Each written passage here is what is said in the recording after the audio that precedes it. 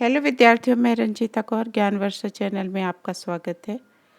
आज हम आपकी पाठ्यपुस्तक वितान भाग 2 जो कि पूरक पाठ्यपुस्तक है, इसके पाठ 2 के प्रश्न उत्तर को समझेंगे। देखिए, जूझ शीर्षक के औचित्य पर विचार करते हुए स्पष्ट करें क्या यह है। शीर्षक कथानायक की किसी केंद्रीय चारित्रिक विशेषता को उजागर करता है कि जूझ शीर्षक उचित है, इस पर विचार कीजिए। और जो ये कथा नायक माने जो इस कहानी का हीरो है, जो आनंद, वो बच्चा, वो किसी उसके चरित्र में क्या ये है ना विशेषता नजर आती है, ये गुण जूझने का नजर आता है। इस पर प्रकाश अपन को डालना है। दूसरा है जूझ कहानी के शीर्षक उचित है, इसको सिद्ध कीजिए। तो पहले इस प्रश्न का उत्तर है कि पाठ का शीर्षक जूझ संपूर्ण कथा में के केंद्र में है। सब तरफ जूझना दिखाते हैं उस नायक का, आनंद का। जूझ का अर्थ है संघर्ष करना। कथानायक आनंद पाठशाला जाने के लिए संघर्ष करता है। उसके संघर्ष में उसकी माँ है, देसाई सरकार है का सहयोग मिलता है उसे। और पाठशाला का कथानायक है, अपने अस्तित्व के लिए पाठशाला में भी संघर्ष करता है, तभी वो मॉनिटर बन पाता है। उसके संघर्ष में उसके गणित के शिक्षक हैं, उनका सहयोग मिलता है। और कवि बनने के लिए वो पत्थर की शिला पर भैंस की पीठ पर कविता लिखता है। उसके दादा को छोड़कर, माने पिता को छोड़कर, अन्य सभी पात्र उसके संघर्ष में सहयोग करते हैं। और जो दूसरा है यहाँ की, उसके चरित्र में, कथानायक के चरित्र में ये विशेषता दिखती है। तो इस शीर्षक में कथानायक का जो संघर्षमय आदत है उसकी, इसका ज्ञान होता है। दादा द्वारा पाठशाला से उसको रोक लिया जाता है, उसके बाद भी वो चुप नहीं बैठता। पहले अपनी माँ को अपने पक्ष में करता है, फिर देसाई सरकार की मदद लेता है। माँ बेटा माध्यम बनाते हैं किसको? देसाई सरकार को, कि उनके पिता को समझाए। वह दादा माँ देसाई सरकार के सामने दृढ़ता के साथ अपनी बात रखता है और अपने दादा को आश्वस्त करता है ना, इस विश्वास में लेता है तथा अपने ऊपर लगे सभी आरोपों का उत्तर देता है। नायक में जूझने की आदत है ना, प्रवृत्ति है। और पाठशाला की विपरीत परिस्थितियों में भी उसे जूझना पड़ता है। धोती की लांग जो है वो बच्चे खोल देते हैं उसकी, तो वो चड्डी पहनकर जाता है नाड़े वाली। वह लगन और परिश्रम करता है और मॉनिटर के बराबर सम्मान पाता है।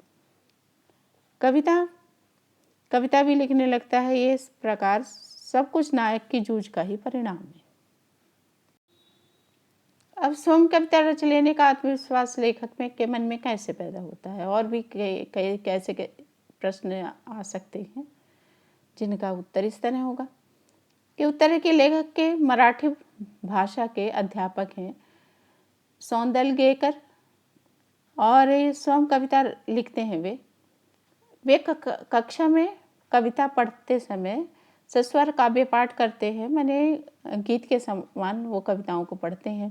उनमें लय है, छंद, यति, गति, आरोह, अवरोह, माने मात्राओं का ज्ञान बच्चों को कराते हैं। उतार चढ़ाव का ज्ञान कराते हैं। कविता के भाव उनके मुख पर झलकते हैं। एक्सप्रेशन भी होता है उनके जब वो कविता पढ़ रहे होते हैं। लेखक अध्यापक को देखकर बहुत अधिक प्रभावित होता है जब उसने देखा कि उसके अध्यापक ने अपने घर की दरवाजे पे जो मालती की लता लगी है उस पर कविता लिख दी। तब उसे आभास हुआ कि कभी भी हमारी तरह ही समान हाड़ हड्डी मांस का बना हुआ क्रोध लोभ वाला मनुष्य होता है। लेखक ने मास्टर के घर की लता देखी, उस पर लिखी कविता पढ़ी। तब उसे लगा कि उसके आसपास भी बहुत कुछ है, गांव, अपने खेत, कितने ही ऐसे दृश्य हैं जिन पर मैं भी कविता बना सकता हूँ। उसने तुकबंदी प्रारंभ की।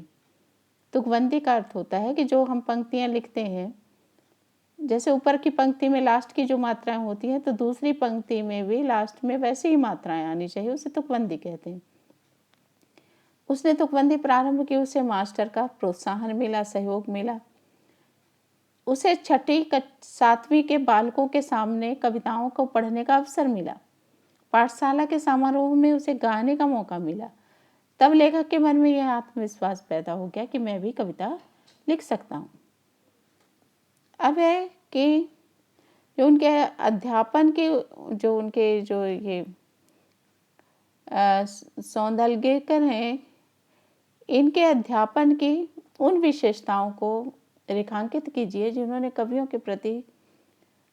के प्रति लेखक के मन में रुचि जगाई है ना। वो उन कविताएं पढ़ाते समझाते समय वो उनके अंदर कैसी विशेषताएं थी कि बच्चे भी मन आकर्षित होते थे कवि लिखने के लिए। तो यहाँ पर देखिए कि जो लेखक की पाठशाला के जो मराठी अध्यापक थे, उनके विषय में लेखक लिखता है कि वो मराठी पढ़ाने आते, पढ़ाते समय माने जब वो कविताएं करते तो स्वयं रच जाते। पुरानी नई मराठी कविताओं के साथ साथ उन्हें बहुत सी अंग्रेजी कविताएं भी याद थी, कंठस्थ माने याद थी। उन्हें छंदों की लय गति, छंद होते हैं तो वहाँ मात्राओं और वर्णों की गिनती के आधार पर कविताओं की रचना होती है, उन्हें छंद कहते हैं। तो छंद में लय गति ताल ये सब उनको अच्छी तरह आते थे और वो समझाते भी थे बच्चों को। पहले वे एक आध कविता गाकर सुनाते, फिर बैठे बैठे अभिनय भी करते। और इस लेखक को जब वो लेखक भी कविताएं लिखने लगा तो उसकी तुकबंदी में सुधार करते। लेखक अपनी रुचि का वर्णन कुछ इस प्रकार करता है कि वह जब कविता लिखता तो सवेरा होने तक का धीरज जो वो नहीं कर पाता और वह रात को ही अपनी कविताएं लेकर मास्टर जी के घर पहुंच जाता। वे उसकी कविताओं को देखते हुए और उसे शाबाशी भी देते। शुद्ध लेखन का नियम क्या है ना, सही लिखना किस प्रकार होता है। अनेक विषयों पर वो उसके जो शिक्षक थे बहुत ही सरलता के साथ बताते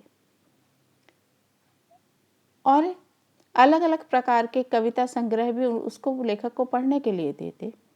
इसी तरह धीरे धीरे जो लेखक के मन में कविताओं के प्रति रुचि जागती चली गई, है ना। बहुत बड़े आंसर नहीं लिखने हैं, बहुत हुआ तो 60 से 75 शब्दों से ऊपर नहीं जाना है ना। जो 2 मार्क्स के होंगे वो 30 से 40 शब्द के अंदर और जो 3 मार्क्स के हैं वो 60 से 75 शब्दों के अंदर।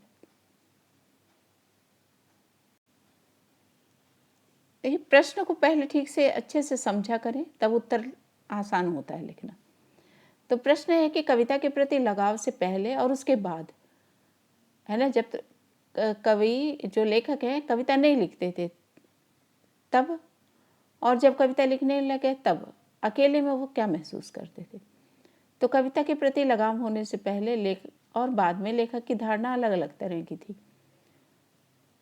इससे जब लेखक कविता लिखने लगे तो 2 शक्तियाँ उनको प्राप्त हो गई। पहले जब वो कविता नहीं लिखते थे तो जब जानवर चराते, पानी लगाते, दूसरे काम करते तो अकेलापन बहुत खटकता। किसी के साथ बोलने, गपशप करने, हंसी मजाक करते हुए काम करना अच्छा लगता था कि कोई साथ में होना चाहिए। लेकिन जब वो हमारे अकेलेपन में ऊब जाते थे, लेकिन जब वो कविताएं लिखने लगे तो अब उनको अकेलापन ही अच्छा लगने लगा, उसी से वो खेलने लगे, अकेलेपन से।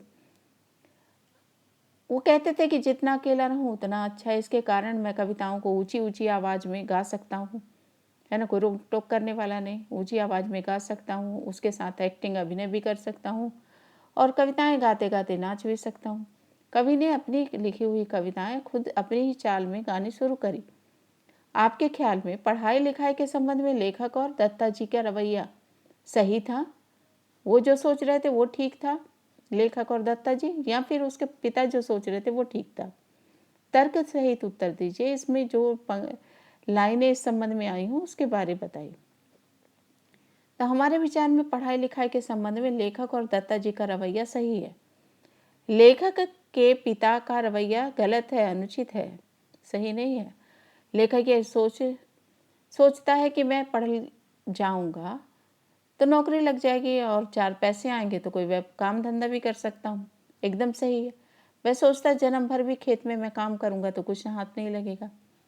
दत्ता जी का रवैया भी सही है। उन्होंने लेखक के पिता को धमकाया कि लेखक को पाठशाला भिजवा दो और यहाँ तक कहा कि अगर तुझे पाठशाला जाने से तेरे बाप रोके तो मेरे पास आ जाना, मैं तुझे पढ़ाऊंगा।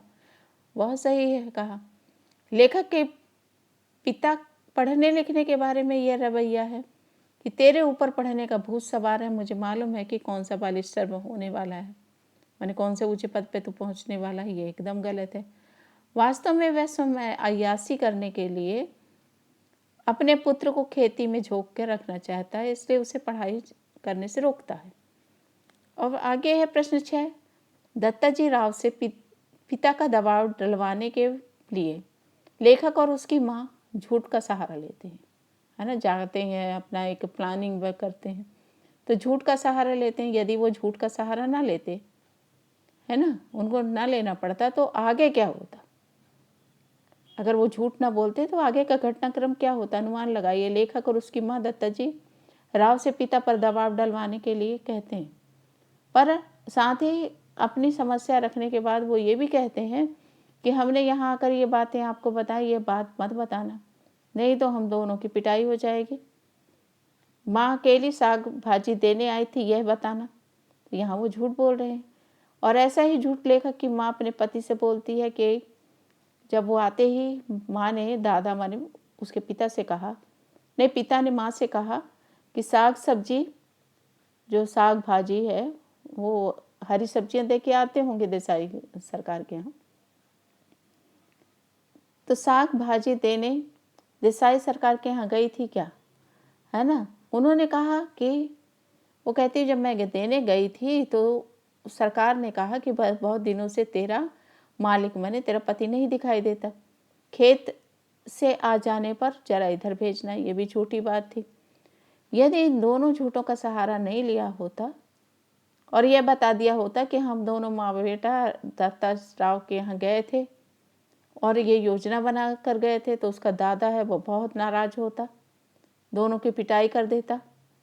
राव सरकार तो इनके घर आते नहीं थे और दादा उनके घर जाता ही नहीं, और जाता भी तो लेखक पर अनेक इल्ज़ाम लगा के अपनी बात को सही साबित करता, है ना। तो क्योंकि लेखक ने भी कहा कि दादा को बुलाने आया हूँ, अभी खाना नहीं खाया है, तो इस तरह सरकार को वो लेखक के विरोध में उल्टी सीधी बातें करके संतुष्ट कर देता। लेखक पढ़ नहीं पाता, खेती में लगा रह जाता।